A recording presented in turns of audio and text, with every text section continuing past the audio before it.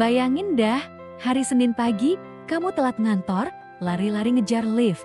Pintunya hampir ketutup. Kamu berhasil masuk dengan napas ngos-ngosan. Dan di dalam cuma ada satu orang lain. Canggung banget, kan? Apalagi orang itu kelihatan beda banget sama kamu. Kamu pakai setelan kantor rapi jali, sementara dia pakai hoodie, jeans sobek, dan headset nempel di telinga.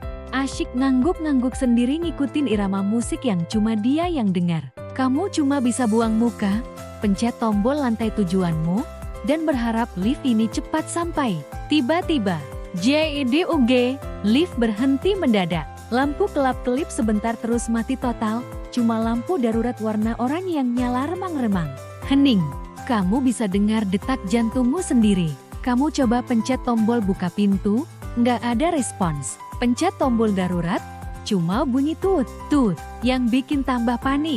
Akhirnya, orang di sebelahmu itu lepas headsetnya. Kayaknya kita bakal di sini agak lama, katanya santai, seolah ini kejadian sehari-hari. Sementara kamu udah keringat dingin mikirin meeting penting yang bakal kamu lewatin. Disitulah cerita kita dimulai. Dua orang asing, sebut saja Rian si pekerja kantoran yang super terorganisir, dan Lun si seniman berjiwa bebas, terjebak dalam kotak besi sempit. Awalnya, suasana super kaku. Rian sibuk mondar-mandir sambil terus coba menghubungi seseorang pakai ponselnya yang tentu saja nggak ada sinyal. Lun, di sisi lain, malah duduk santai di lantai, ngeluarin buku sketsa dan pensil dari tasnya. Daripada stres, mending gambar, katanya sambil tersenyum tipis. Rian cuma bisa melirik sinis. Gambar, kita ini kejebak. Loh, tapi menit berubah jati jam. Rasa panik Rian mulai berganti jati pasrah. Dia akhirnya duduk juga, nyender di dinding lift yang dingin. Keheningan yang tadinya canggung, perlahan mulai terisi. Lun bertanya, Jati, meeting sepenting apa sih yang bikin kamu sepanik tadi? Rian, yang awalnya ogah-ogahan, akhirnya mulai cerita tentang presentasi besar yang sudah dia siapkan berbulan-bulan. Anehnya, cerita ke orang asing ini terasa lebih ringan. Lun mendengarkan dengan saksama. Lalu dia mulai cerita tentang dunianya, tentang pameran seni pertamanya yang akan datang, tentang mimpinya keliling dunia sambil melukis. Rian, yang dunianya cuma seputar data dan target, terpana mendengar cerita Lun. Dia baru sadar, ada dunia lain di luar sana yang penuh warna dan imajinasi. Mereka mulai menemukan hal-hal kecil yang ternyata sama. Sama-sama suka kopi hitam tanpa gula, sama-sama anak bungsu, dan sama-sama benci durian. Obrolan mereka mengalir begitu saja. Dari hal serius sampai hal-hal konyol yang bikin mereka tertawa bareng. Suara perut keroncongan Rian memecah suasana. Dia malu banget, Lun malah ketawa. Tenang, aku bawa bekal, katanya sambil membuka tasnya lagi.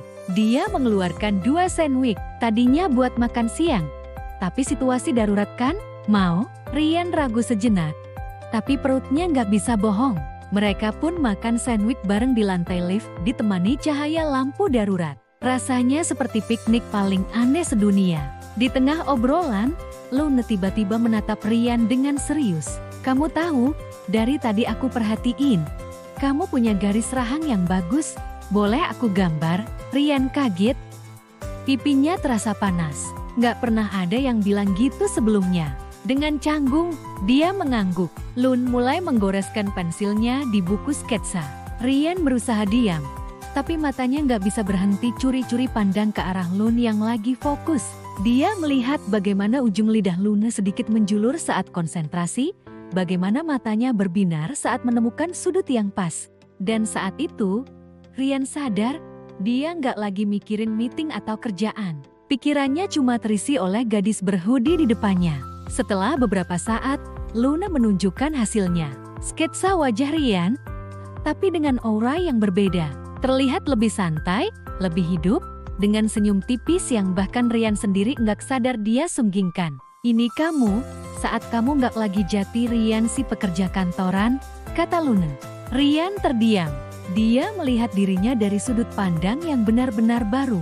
Mereka mencoba berbagai cara konyol buat keluar.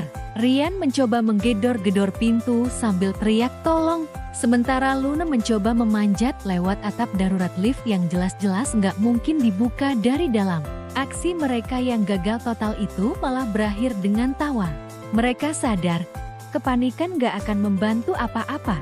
Justru dalam situasi terjepit inilah, mereka bisa jati diri mereka sendiri. Ryan yang biasanya kaku, jadi lebih rileks. Luna yang biasanya cuek, menunjukkan sisi pedulinya. Waktu terasa berjalan cepat. Obrolan mereka semakin dalam. Tentang keluarga, tentang kegagalan di masa lalu, tentang ketakutan terbesar mereka. Di dalam kotak besi itu, nggak ada topeng yang perlu dipakai. Cuma ada dua jiwa yang saling terhubung. Luna bahkan sempat menyanyikan lagu ciptaannya dengan suara pelan. Sebuah lagu tentang menemukan keindahan di tempat yang tak terduga.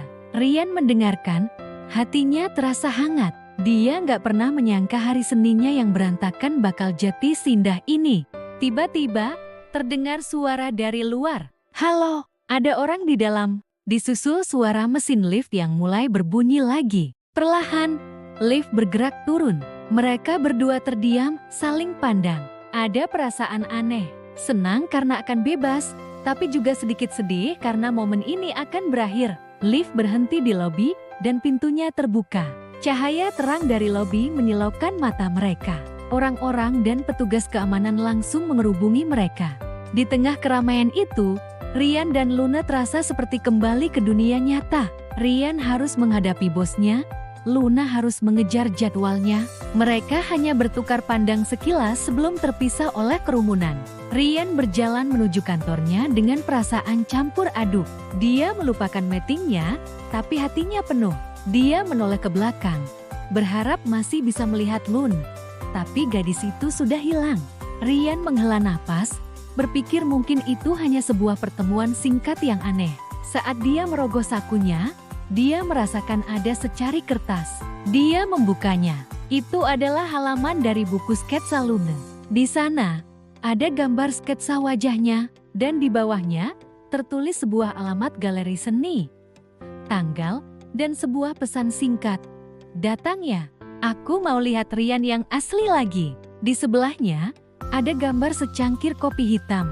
Ryan tersenyum lebar. Ternyata, ini bukan akhir, tapi sebuah awal. Mungkin, terjebak di lift rusak adalah hal terbaik yang pernah terjadi padanya. Kisah seperti ini mengajarkan kita bahwa kadang, koneksi terbaik justru datang di saat dan tempat yang paling tidak kita duga. Ketika kita melepaskan kontrol dan topeng kita memberi ruang bagi keajaiban untuk terjadi. Siapa tahu, lift rusak versimu sendiri sedang menunggumu di suatu tempat. Terima kasih sudah menonton cerita kali ini. Kalau kamu suka dengan konten seperti ini, jangan lupa like, komen, dan subscribe ya. Sampai jumpa di video selanjutnya.